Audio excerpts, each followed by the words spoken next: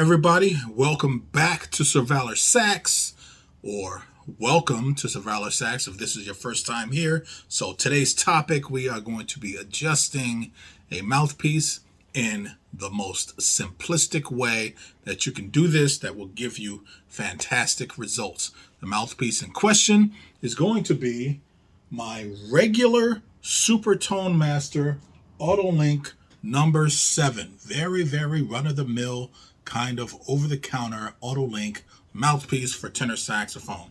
I'm going to use the ligature that it came with, and because I just did a video on these Rigotti Woodwind reeds, I'm going to use the one that was right in the middle for that one. On here, this is the reed I'm going to use. I'm going to play this first before I do any adjustments, but let me be very clear about what it is that I'm going to do that makes this very easy.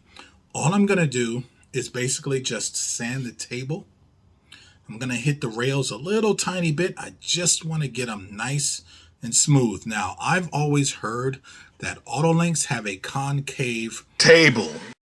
And the reasoning behind having a concave table is that when your reed swells, it actually fills that space.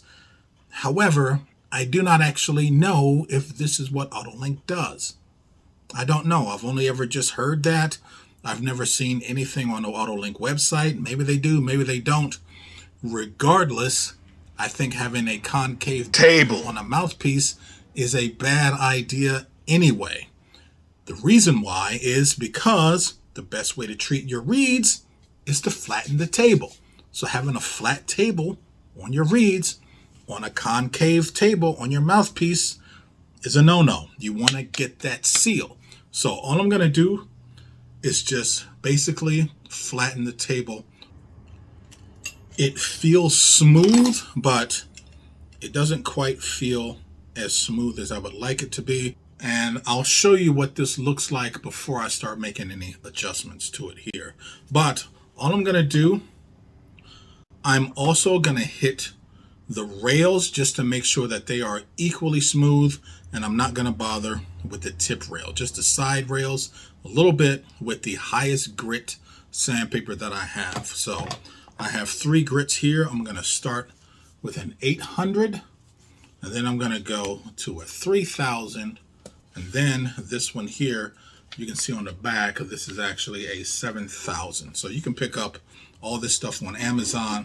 And I also got myself this little glass plate. This was like anywhere from $10 to $15. I think I paid $13 for this. It's just flat. Okay, that's all I'm really going to do. I'll just show you the technique by which I do that. But first, let me play this thing and get a bass line for what this sounds like, and then we'll tweak it up. Let's do it.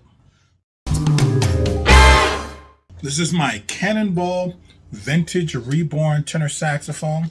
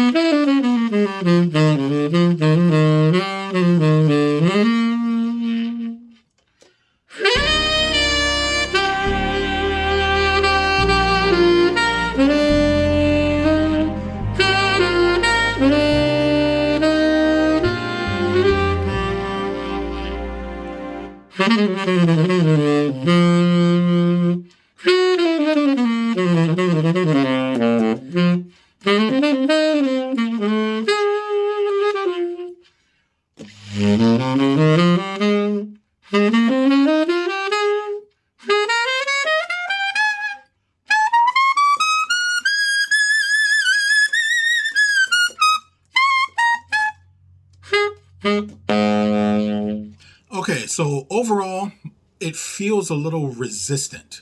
Feels kind of weirdly stuffy. So let's make some adjustments and see what we come up with. If you like this kind of content and you want to support the channel, you can buy me a delicious piece of cake. It's like Patreon or Kickstarter, one of these kind of things, one of these donation type of things. And I appreciate those of you who have done that. Thank you a lot. Also, ladies and gentlemen, I do have my All Things Diminished book, my Altissimo book for alto and tenor, available as a digital purchase. That link will be in the description below. Okay. You see these lines that are going through the table of this mouthpiece? And you can even see up here, there's these dark spots. These dark spots up in the rails is basically showing you how the reed is sitting on the mouthpiece. And I want to just try and make sure that that table there is flat. When I run my finger across this, it feels flat enough, but let's see if we can just clean that up a bit. So let's take these out of the paper, and I'll use that glass there.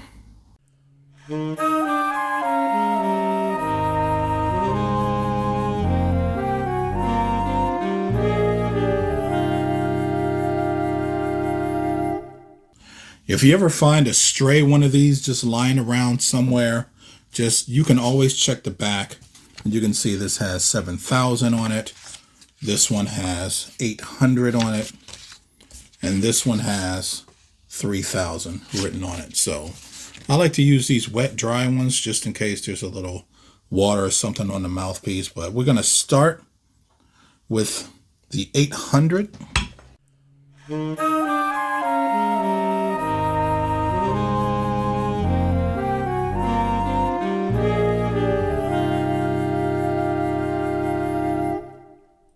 Okay, so you can take a look here and you can see that this is most definitely not flat. These are probably concave. You can see how there's the hard mark that's there, and it's pretty clear in the middle. And also, if you take a look at the mouthpiece, you can see how some of the silver is coming through on that. All right, so let's do it again. I like to do this in like 3-stroke motions, just 1, 2, 3. With a minimal amount of pressure, just enough to get it going.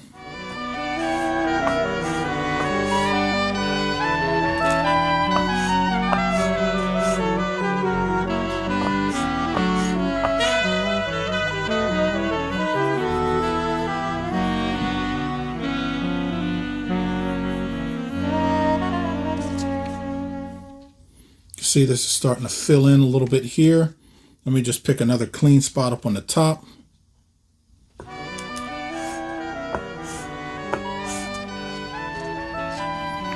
You can see how this is balancing right here.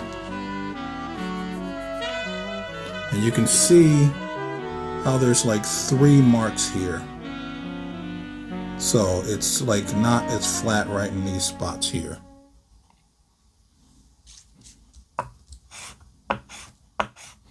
Okay, I'm going to go with this for right now, and then I'm just going to move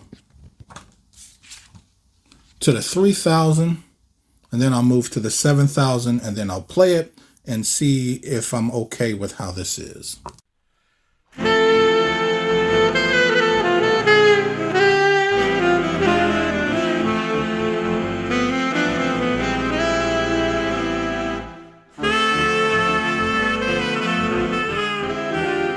That's all I'm going to do for this right now. Also cleaned up this little bit right here. So I'm going to just wash this off and then put the reed back on, play through it, and then see what I got.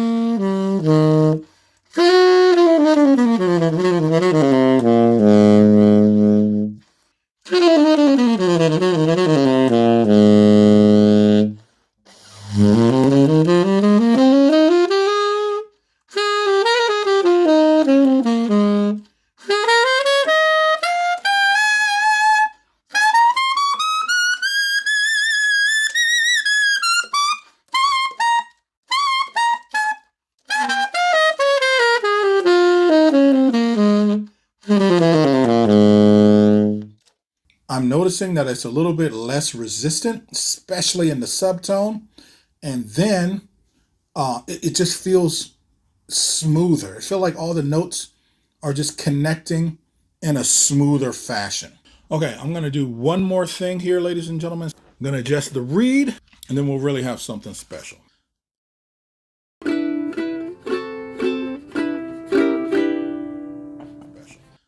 The technique I use to adjust reeds is just to simply put it on here like this and just run it back. Lift it and run it back.